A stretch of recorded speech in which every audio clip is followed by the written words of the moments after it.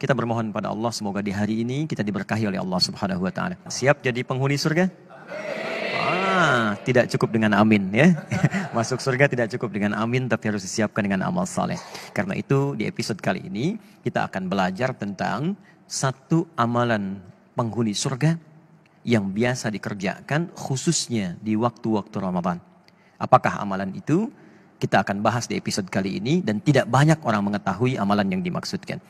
Ya, kita akan ambil Quran surah ke-51 ayat 18. Quran surah ke-51 ayat 18 paling kanan pertengahan. Ini nanti korelasinya dimulai dari ayat ke-15-nya ya sampai bertemu di ayat 18. Kemudian jaminan Allahnya lagi ada di Quran sebelumnya surah ketiga ayat ke-17. Nanti korelasi ayat ini terkait juga dengan ayat 15-nya. Ini sangat menarik sampai ke-16 sampai dengan 17-nya. Ini amalannya dan jaminannya surga yang dijanjikan. Baik, mari kita lihat. Masih ingat di pertemuan yang lalu saya menerangkan tentang satu waktu menjelang kepada fajar. Disebut apa waktunya? Sahar. Ya. Waktunya disebut dengan sahar. Amalannya disebut dengan sahur. Jamak dari kata sahar adalah kata ashar. Waktu singkat menjelang fajar. Anda kerjakan amalan disebut dengan sahur. Saat Ramadan banyak diartikan sahur itu sekedar makan. Makan, tunggu fajar, tunaikan sholat, kadang-kadang selesai langsung istirahat.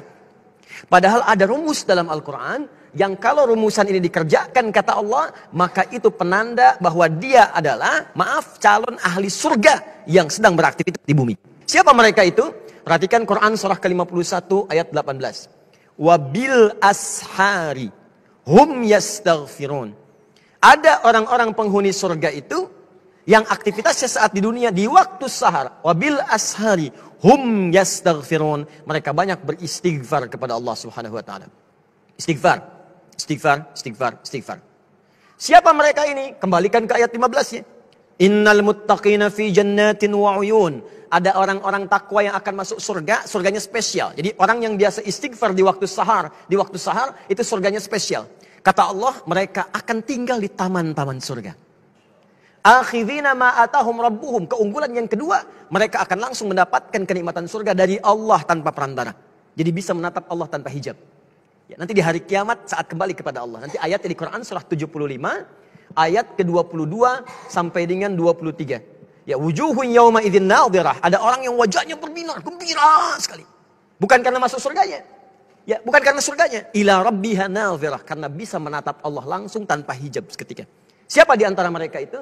Inilah yang saat di dunia punya kebiasaan istighfar di waktu sahar. Nah, jadi saya ingin simpulkan bahwa dalam bahasan ini, yang pertama, teman-teman, kalau sudah masuk waktu sahur, jangan cuma makan. Makan, selesai. 10 menit, 20 menit, begitu selesai. Duduklah Anda di ruang tengah. Datang bersama keluarga. Lalu istighfar kepada Allah Subhanahu wa ta'ala. Astagfirullah. Ya Allah, saya minta ampun ya Allah. Jika Anda bisa kerjakan itu, maka hadisnya hadis qudsi. Diriwayatkan oleh 30 orang sahabat senior, jalur pertamanya. Ya, Nabi mengatakan, Allah berfirman, kalau sudah datang akhir-akhir malam itu menjelang fajar, maka Allah kemudian turun ke langit dunia dan menyampaikan kepada hamba-hambanya. Perhatikan kalimatnya. Ya ibadi, siapa yang di antara hambaku? Hambaku. Siapa yang minta, aku kabulkan. Siapa yang berdoa, aku jawab. Wa man istaghfara liya, dan siapa yang istighfar kepadaku, ghafartu lahu, maka aku ampuni semua dosa-dosanya. Kata para ulama, jika seorang sudah diampuni dosanya, maka semua yang dimintakan akan langsung dikabulkan oleh Allah tanpa harus minta lagi. Maka para ulama mengatakan pilih yang ketiga untuk istighfar, maka semua akan Allah cukupkan dalam kehidupan kita. Karena itulah orang istighfar disebut lagi di Quran surah ketiga ayat ke-17. Orang-orang penghuni surga dengan 4 golongan lain. As-sabirina, was-sadiqina, wal-qanitina, wal-munfiqina, wal-mustaghfirina bil ashar. Kata Allah, ada 5 golongan yang dapat anugerah di surga dengan dapat keriduan Allah yang paling besar. Orang-orang sabar, orang-orang yang khusyuk dalam salat, orang-orang yang rajin bersedekah, dan orang-orang diantaranya yang senang berinfak, serta orang-orang yang beristighfar di waktu fajar. Maka kalau tak mampu Anda sabar, rajinlah sedekah. Tak mampu bersedekah, maka rajinlah Anda khusyuk dalam salat. Tak mampu khusyuk dalam salat sepenuhnya, maka istighfarlah. Mudah-mudahan dengan itu Anda mendapatkan surga yang dijanjikan insya Allah.